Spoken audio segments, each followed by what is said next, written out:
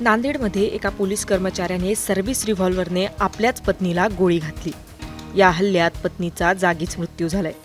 या हत्याकांडामुळे नांदेड जिल्ह्यात खळबळ पसरली आहे। काल सर्वत्र गणेश विसर्जन सोहळा सुरू होता। पोलीस बंदोबस्तात गणपती विसर्जन शांततेत सुरू होते। त्यावेळी पोलीस अंमलदार अफजल पठाण हे विमानतळ पोलीस ठाण्यातील गुन्हे शोध पथकात कार्यरत होते। पठाण आपल्या घरी धनेगाव इथल्या आयडियल कॉलनीत संध्याकाळी 6 वाजता पोहोचले। पठाण यांनी आपल्या शासकीय बंदुकीतून आपल्याच पत्नीवर गोळीबार केला। या गोळीबारात त्यांच्या पत्नीचा जागेवरच मृत्यू झाला।